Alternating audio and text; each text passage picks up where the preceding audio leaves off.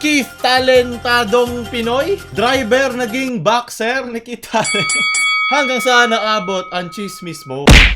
Tito, bago, TikTok? Kamusta yung mga kansan? Ako nga pala si Mo, Frappuccino, pang napagdating ng legit fake news sa Pilipinas. Simulan natin ang dami mag-uusapan. So makikisaw-saw muna tayo sa mga kasatsat. Kung kilala nyo si Keith Talent, sa issue na din natin siya dahil sa balitang yun yung panahon na binidyohan niya yung kanyang tatay na namatay o nalaman niyang namatay. Dapat sorpresa niya. 8 million views na siya ngayon. So, hindi ko lang paano i-aani moralidad mo doon. Paano mo way? Kumita ako. Matutuwa ba yung tatay ko na tumita siya sa akin? Okay. Kanya-kanyang pamilyang chemistry yan, di ba?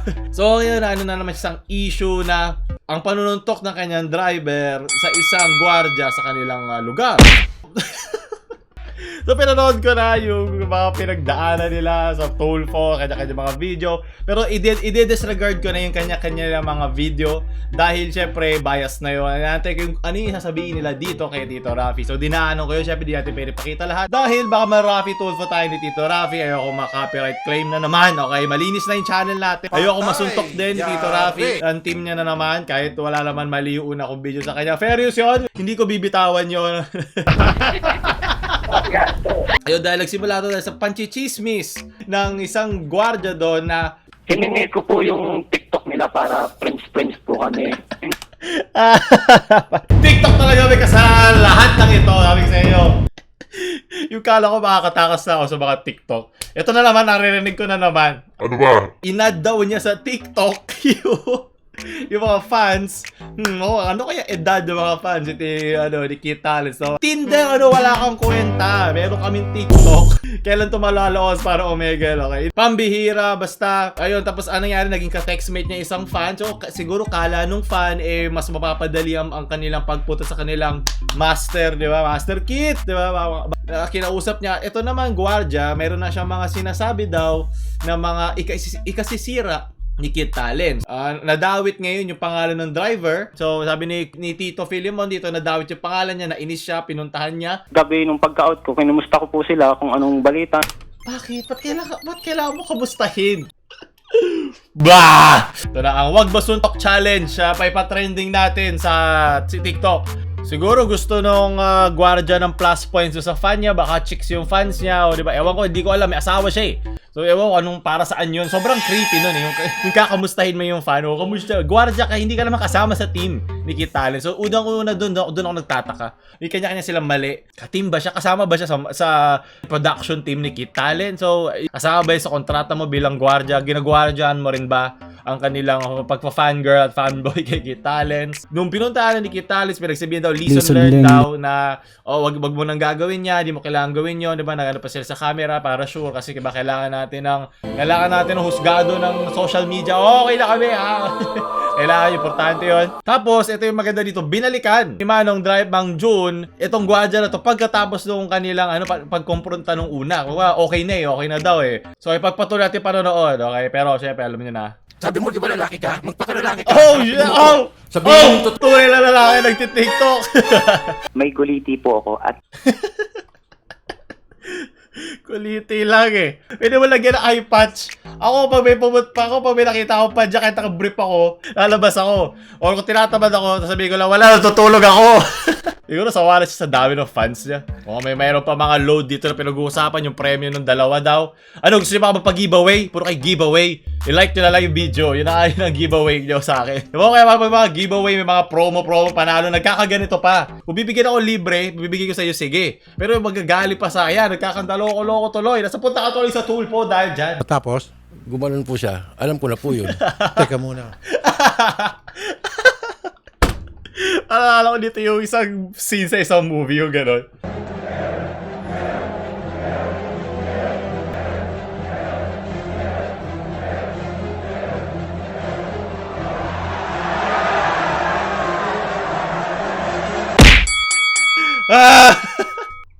Ayoko na. Driver, maging boxer ka ngayon na. Master Keith! Sana nagawa ako, di ba? So, ayun, yung una ko na-imagine nung sinasabi niya yung gano'n. Nakakatakot na ba si Master Keith? Mali mo, tinitingnan niya itong si SG. No. Ba't kailangan mo yung gawin? Editor lang dito, Tulfo. Bakit yung pa sa lahat ng mga larawan ng guard? Bakit siya? Bakit yun? Ano ba? Seryoso to eh.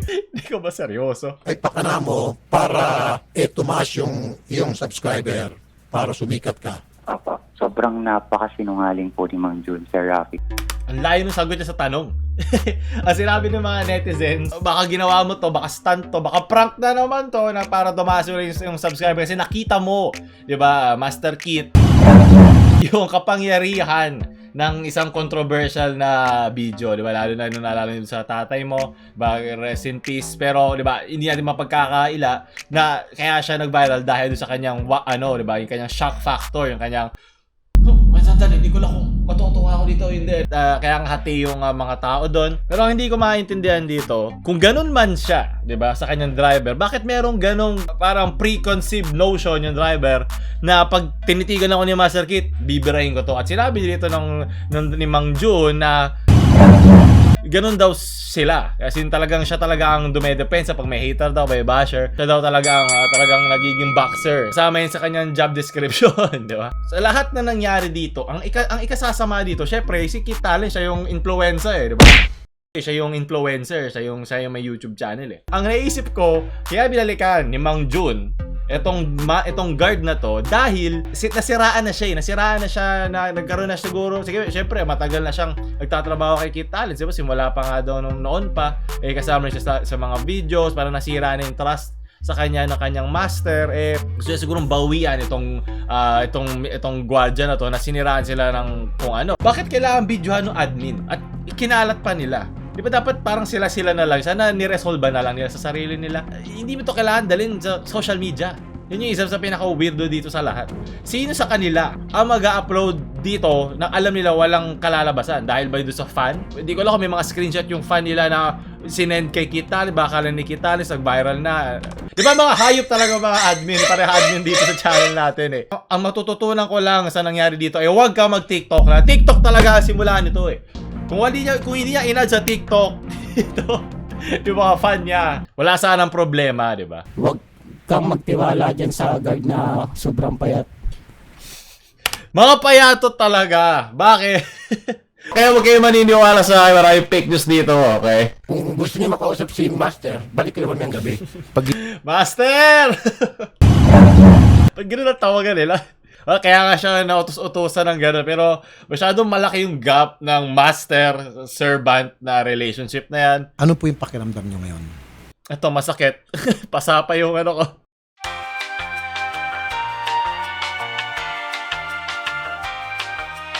Public documents naman po. Pati pangalan ko po nilantad nila eh. Ang daming ang daming nangyayari. Kanina na sinutok lang kaya meron pa affidavit, tapos affidavit meron pag public domain. Kaya ako like tinatakpan yung mukha o kailangan may mga tao kasi nagkakalat ng pangalan, naggangbang na ng mga kung ano-anong problema at kaso, ano na. Kailan to ibang insidente pa? Ibang insidente po sa kabilang bahay nila. Iniisip ni Tito to, meron pa tayo isa pang content, isa pang episode. Yes. Ang plantin niya sa kanyang amo ay bilang isang bodyguard, bilang driver. Kulang na lang, sweet lover. Wait lang. Ito na yung kinukwento na ni Mang Jun yung mga ginagawa nila. Kasama ni Vena, yung kinakasama ni Keith. Kung ikaw gumapos sa kanya, ba't pinagkakatiwalaan ka pa rin? Hindi ko po alam kung ano pong ibig. Baka gusto na ginagapos. Kinky masyado to. Ako po, pampamilya tayo dito to. Wag mo na tanongin kung bakit. So dalawang tulong ko ngayon, no? Tinutulungan niya yung kikakaso nung tutulungan ng kaso ng tulungan ng kaso niya. Hindi ko na alam. Tapos, alam mo yung feeling na ako nagkakamot lang ako na itlog dito. May mga taong ganito yung pinagdadaanan ngayon. Parang, babawal mo sabihin na may ginawang criminal act ng isang tao. Pwede mo sabihin kupal siya o pwede mo sabihin mabaho hininga niya. Pero para sabihin mo isang tao, ito yung ginawa niya. At yung ginawa niya isang criminal case na pwede siya makasuhan. Yung reputasyon ng tao ay under threat at hindi mo pwede gawin yun lalo na sa social media.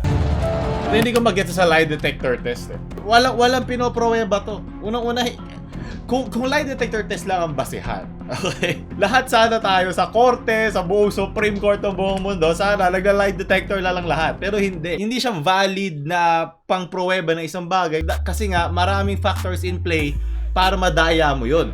For example, pwede ka mag-search sa internet, maraming ways para daya ng lie detector test. Pwede ka uminom ng mga gamot na nagpapabagal ng ng heartbeat mo. Pwede ka talagang mabilis yung yung katawan mo, mabilis yung heartbeat mo. Kaya parang sinungaling ka, hindi halata. Kailangan malaki yung curve eh. Hindi sapat yung ganon lang. Ito yung normal mo heartbeat, tas gumanon.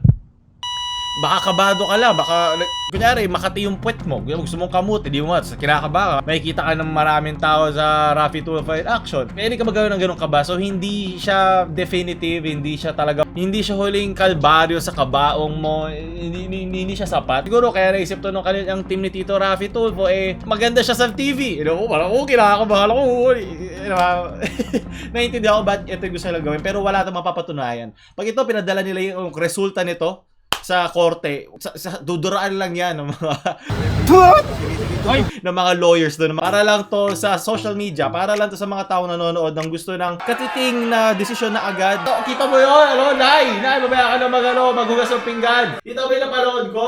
So good job sa Rafi Tulfo team. Alam nila kung paano maggawing entertaining ang problema ng iba. At masaya ako para sa kanila. So sunod na balita speaking of TikTok, ngayon mataas na daw ang edad ng mga nabubuntis sa babae. Sabi ko sa iyo, pag-asa ng kabataan ng babae. Pero, diba, bakit ganon? Diba? Bakit ganon? Maraming factors dyan. Walang-una na yung mga magulang na ayaw turuan ng kanilang anak ng tamang pag-intindi sa mga ganong bagay. Pangalawa, yung sobrang daming magjowa sa internet, magjowa sa TV, landian. Nagsabay-sabayan. At hindi ko masisisi yung mga kabataan. Ilagay sila sa isang lugar na maraming ganon. Diba? Hindi mo lagi masisisi ang bata ron. Bata nga eh. Diba? Ano bang alam nila? Pero yung wala tayong mga safeguards para sa mga ganong mga edad. Mga magulang, conservative, di ba? Very amen, pero hindi nila tinuturuan ng tama. Di ba? Hindi sila practical. Kahit sabihin mo sa isang bata na wag mo ito gawin, kung hindi nila alam bakit, kaya rin sa relihiyon, di ba? Magagalit sa'yo si ganyan, si ganon. Di ba? Hindi ka pupunta sa langit. Pag nag-set in na yung hormones ng mga batang, hindi na nag-iisip ng tama yan. Napakita na sa nakaraan, diba, sa history natin, na hindi yun gumagana. Kaya nga isa sa mga pinakamataas na birth rate ng Pilipinas. Yung ating kultura, hindi niya binibigyan ng depensa ang mga bata sa iba't ibang factors sa pwedeng mang-akit sa kanilang gumawa ng ganyan. TikTok, diba? Isa pa yun. Alog ng puwet dyan, landido, ang pa-cute, ahigaw. Hindi siya magandang ehemplo. Okay naman siya in quantities, pero parang kaliwat kanan ng bata ngayon, nakikita lang, uy, nilahalikan, uy, magjowa. Uy, siguro ito yung dapat kong gawin, di ba? Naghahanap ka, syempre, social proof yun eh. Isang ibig sabihin ng social proof, naghahanap ka ng belonging. Siguro dahil ginagawa to na lahat, ito yung mga sikat sa mga sa masa. Ito yung lagi bumibenta, ito yung nagva-viral, ito yung nagte-trending. Yun din ang gagawin ko, yun ang uunahin ko. Hindi ko naman sasabi mag-abstain kayo sa ganyan eh. Okay? Kung may natutunan ako sa panahon ngayon, sa mga bata, kung gusto nila gagawin nila. So, ang gawin mo nila, ituruan mo sila kung paano, sex education, pag-intindi ng magulang, di ba? Pag-evolve ng kaisipan ng mga nagbabantay sa kanila, na ganito sila mag-isip. So dapat don't go against the flow, di ba? Sabayan mo sila, ipaintindi mo kung bakit gano'n, bakit ganyan, ganito mangyayari. Malulunod lang sila sa hedonistic nature ng mga kabataan. Siyempre, di ba, nagsimula ka nga sa pleasure, yung sarap, o lahat pleasure. Nagmamature pa yung mga utak niya, hindi pa naiintindihan yung mga iba't ibang gray areas ng buhay, mga desisyon sa buhay. Di ba? O di ba mahal mo? Di ba mag-jowa tayo? Sige na, pasok ko na sa loob. Yung mga ganon. It takes time, di ba? At tuwing sa ganito mga edad nila na lahat sinisip-sip nila, dapat impormasyon na sinisip-sip nila, ha? Hindi edits. Kung meron lang tayo Mang June na magbabantay at susuntukin lahat ng mga batang gagawa niyan, di ba? Di wala sana tayong problema. Parang awan nyo na kabataan. Alam ko mahirap ang ngayon dahil sa internet, kung saan kaliwat kanan ng gagaling ang kabobohan at kagaguhan. Kaya yung mga matatanda dyan, mga millennial friends, bantayan nyo ang mga zoomer natin. Okay? Tayo na ang sunod na magiging mga ama. Kaya kailangan natin bantayan ang pag-asa, ang kabataan ng bayan, di ba? Mga millennial, ano nangyari? Para nung kailan lang tayo yung dumidede. Nakaka-pressure. Mang John, suntukin mo ako. Gisingin mo ako sa katotohanan. Pero sa papunta ito mga pinagsasabi ko. So, hindi ko na alam na sasabihin ko. Basta TikTok kami kasalanan lahat. So, ako si Mocha Frappuccino, ang nag-iisa legit fake news host ng Pilipinas. So, ito na like, share sa mga TikTokers nyong friends na hindi pa nasusuntok. Huwag nyo kalimutan mag-subscribe. Mocha Frappuccino. Shush.